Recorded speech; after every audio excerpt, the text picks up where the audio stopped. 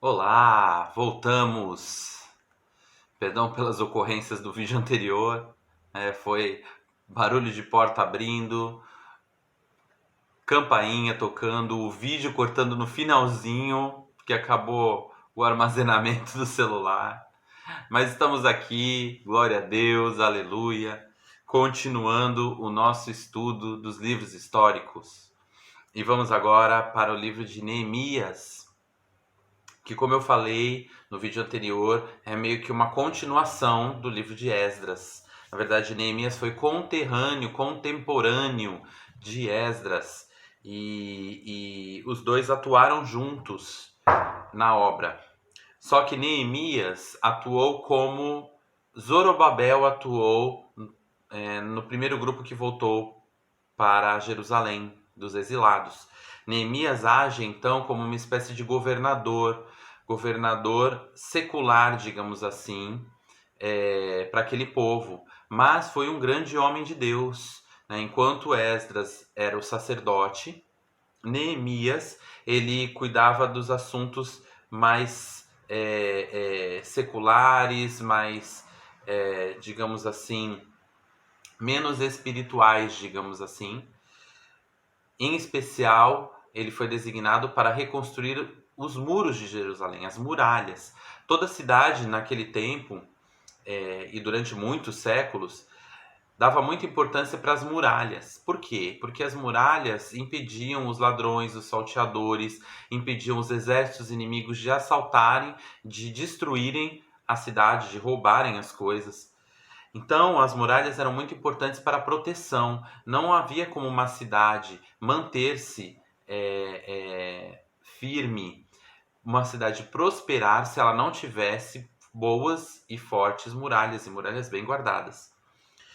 E Neemias, ele fica sabendo, o livro de Neemias começa com essa situação. Neemias fica sabendo, Neemias era copeiro do rei, do governante do Império Persa da época.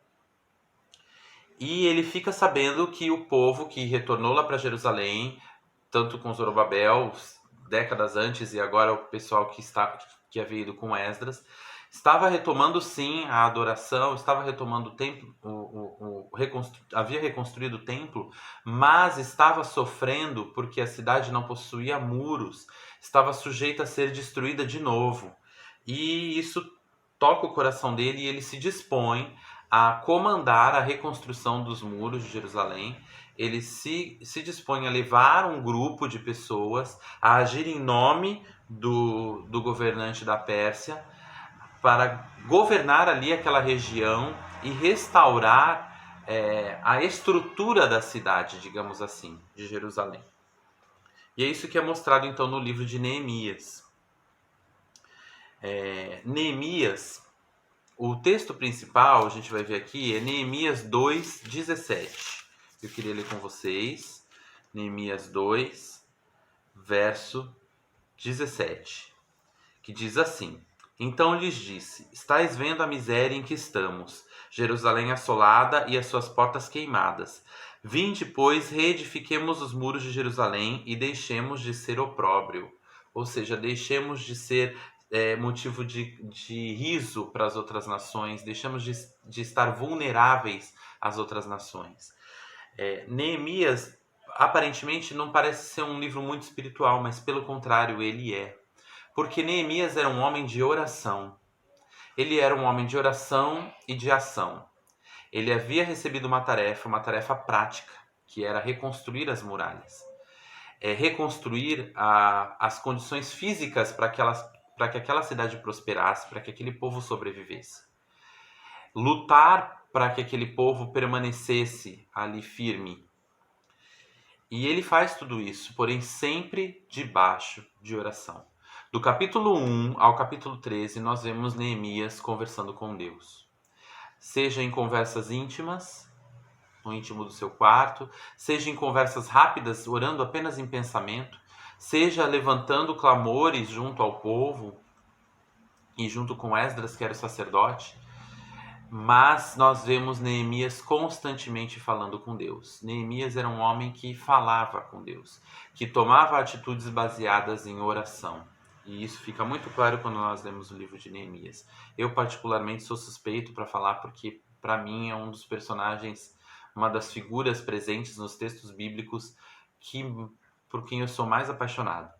Porque eu almejo para minha vida ser um homem assim, um homem que realize, seja qual for a atividade, tanto dentro da igreja como fora dela, possa realizar tudo debaixo de oração. E isso é uma inspiração também. Outro homem, além, como falamos de Esdras, né, um homem que nos inspira a buscar a palavra, Neemias é um homem que nos inspira a orar. Que possamos aprender com esses dois homens em nome de Jesus. Voltando aqui à apostila, o período coberto pelo livro é em torno de 12 anos. O autor, como eu falei, é o próprio Neemias, porque ele narra muitas coisas em primeira pessoa, muitos dos capítulos são narrados em primeira pessoa. Porém, acredita-se que ele ditou para Esdras escrever.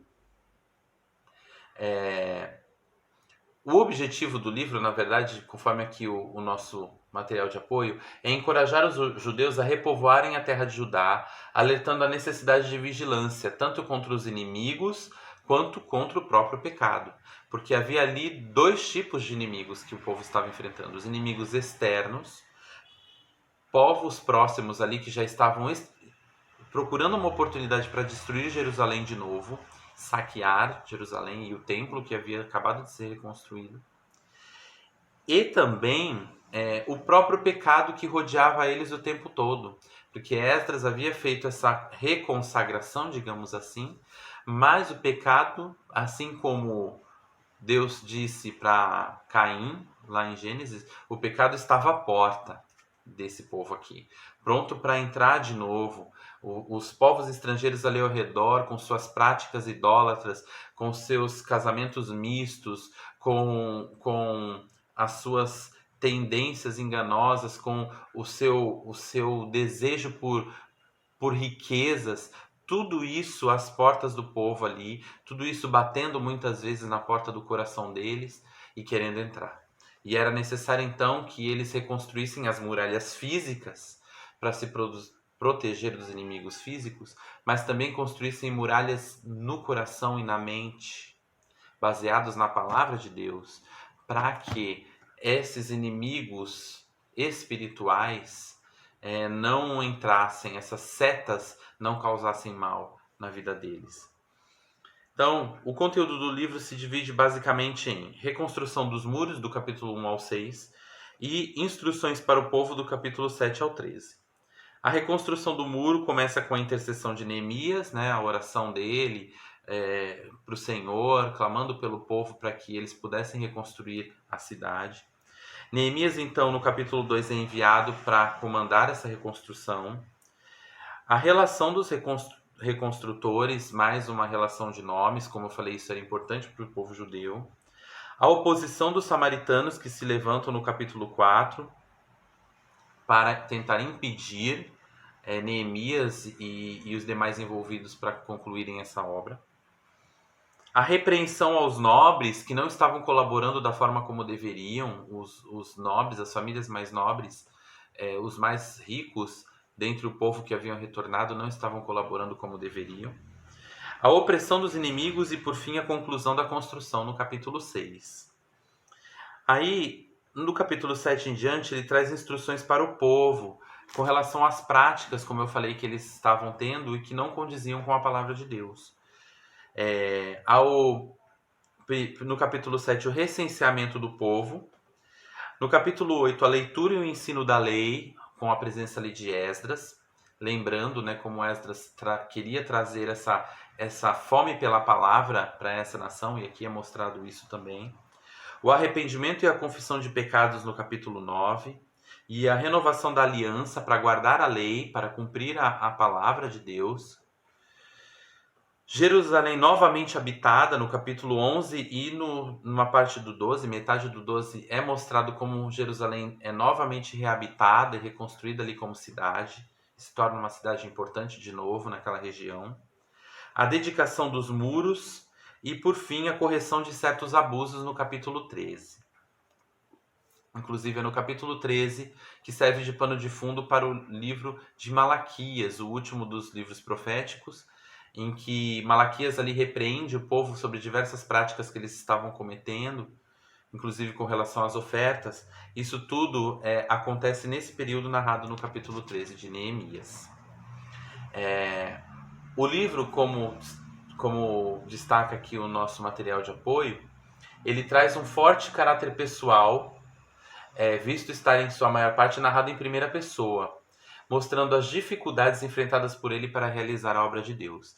Por isso é um livro também muito bonito, porque a gente se identifica, nós que somos obreiros da casa do Senhor, nos identificamos com Neemias, com as oposições que vêm contra ele, com os levantes e com a persistência. Aprendemos com a persistência dele, em sempre buscar o Senhor, em buscar a ajuda de Deus, em clamar ao Senhor por força, por renovação, por instrução, em fazer as coisas sempre olhando para Deus e lembrar que Ele está fazendo para Deus e não para os homens.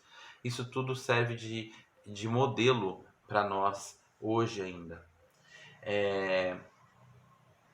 Em Neemias observamos que para executar a obra de Deus, que a obra que Ele coloca nas nossas mãos, é necessário primeiramente a oração, a consagração pessoal, o comprometimento não só pessoal, mas coletivo, porque, como diz aquele ditado, uma andorinha sozinha não faz verão, né? É necessário o povo todo, o povo de Deus se unindo para que uma única pessoa não fique sobrecarregada com as tarefas que recebe.